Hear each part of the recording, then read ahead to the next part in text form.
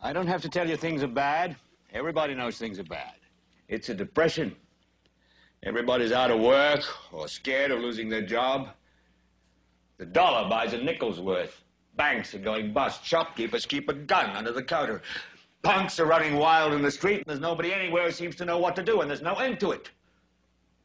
We know the air is unfit to breathe, and our food is unfit to eat. We sit watching our TVs while some local newscaster tells us that today we had 15 homicides and 63 violent crimes, as if that's the way it's supposed to be. We know things are bad, worse than bad. They're crazy. It's like everything everywhere is going crazy, so we don't go out anymore. We sit in the house, and slowly the world we're living in is getting smaller, and all we say is, please, at least leave us alone in our living rooms. Let me have my toaster and my TV and my steel-belted radios, and I won't say anything. Just leave us alone. Well, I'm not going to leave you alone. I want you to get mad. I don't want you to protest. I don't want you to riot. I don't want you to write to your congressmen because I wouldn't know what to tell you to write. I don't know what to do about the depression and the inflation and the Russians and the crime in the street. All I know is that first, you've got to get mad.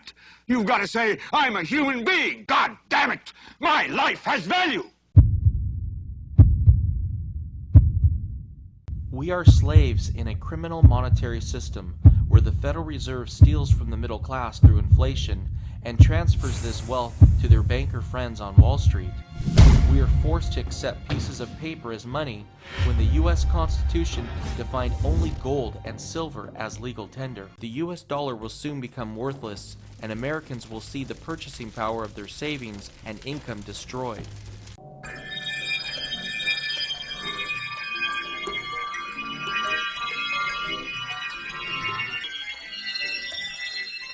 During the Great Depression, Congress enacted the Agricultural Adjustment Act, which paid farmers to destroy their crops in an attempt to artificially raise food prices. This increased the duration of the Great Depression, which would have ended a lot sooner without it. Declining food prices due to technological advances should have allowed Americans to maintain their standard of living even with rapidly falling wages. However, the Agricultural Adjustment Act led to millions of Americans overpaying for food and nearly starving to death. The U.S. is currently on the brink of a major food crisis that will lead to millions of Americans starving to death this decade. In October of 2009, NIA predicted that inflation would appear next in food and agriculture. In just the past few months alone, coffee prices have gained 40%, pork belly prices have gained 50%, and wheat prices have gained over 100%. Being in the restaurant business, I have the luxury of going to Restaurant Depot. You're buying bulk for substantially less money. Have you been seeing a lot of inflation over the past month? I was in Restaurant Depot 2 days ago, and the last time I was there was about a week and a half prior to that. And coffee went from $16 for a 5-pound bag of beans up to $18.50. Over the summer, that same bag was $15 back in August. Rice went from $26 for 100 pounds to $29. Sugar went from $22 for 50 pounds to $28. Wow. Flour is $13 for 50 pounds up to $15.50. Beef used to be, I don't pay too much attention to the beef only because I get it locally all natural, but I do kind of glance at the prices. Beef over the summer was, for the chop meat, I remember that was $1.79. It's $2.09 now for the same amount. Yeah.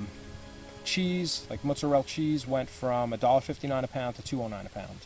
That happened pretty rapidly. This is just a preview of the food shortage that will soon take place in the U.S. due to hyperinflation.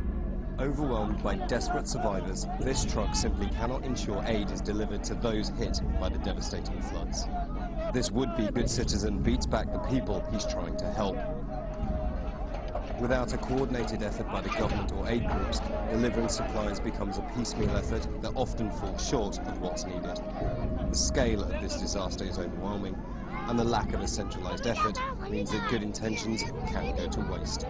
In these storage bins, you know, I don't know if it looks like a lot of food to you guys or not, but I can break it down and pretty much tell you how much of everything Yeah, I mean, why don't I you have. go through it a little bit? I mean, I'm interested to know. There's different ones with pasta. Like I said, the macaroni I have about 300 pounds. This is salt. I have 150 pounds of salt. You need to dip most foods in water and salt before you put it in a dehydrator. There's 400 pounds. Pasta's great to have, it seems, because you Yeah, can always have it. It fills you up. The calories, It's not that expensive.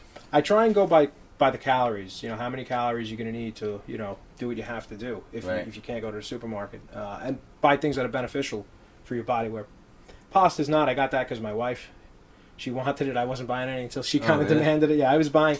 I have like 400 pounds of beans, dried beans. The bags look like this if you could see it. I got these things duct tape. I'll tell you about the storage when I'm done talking about that. But I've got 400 pounds of beans, 400 pounds of dried peas.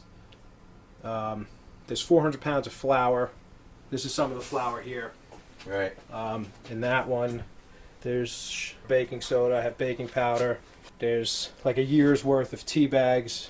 In those, there's 200 pounds of rice in there. I have about 1,000 pounds of rice. The rice and the dried beans are, in my opinion, if you don't have, if you're working on a limited budget like I am, and like most people are, I think for the money, the rice and beans are probably the best thing for you in terms of nutrition, calories, proteins, carbohydrates.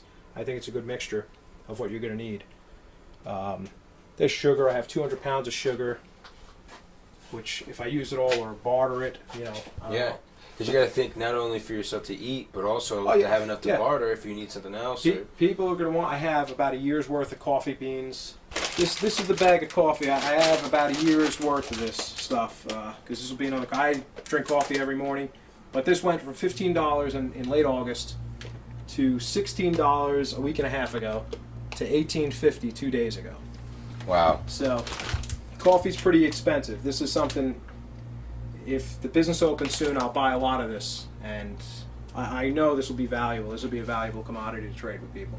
I think in total, between upstairs and there's like 30 tubes of toothpaste. I have 30 toothbrushes, dental floss. I got like 50 bottles of shampoo, toilet paper. I think toilet paper is going to be in demand when everything falls apart. Everybody's so accustomed to having these things, I'd rather have it in storage and not take the chance of having to use a leaf. While most Americans today are concerned about making their mortgage payments, that will soon be the least of their concerns.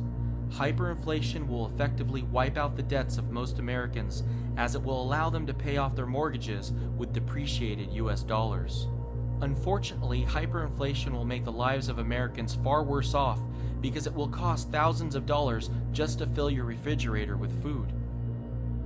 Not only is the merger of state and corporate power destroying the agricultural sector, but it is also sabotaging U.S. healthcare. The American Psychiatric Association is now trying to con Americans with the pushing for the invention of a new mental disorder, healthy eating disorder. That's right. If you are focused on eating healthy foods, the healthcare industry wants to diagnose you with having a disease so that it can sell you dangerous medicines to help cure it.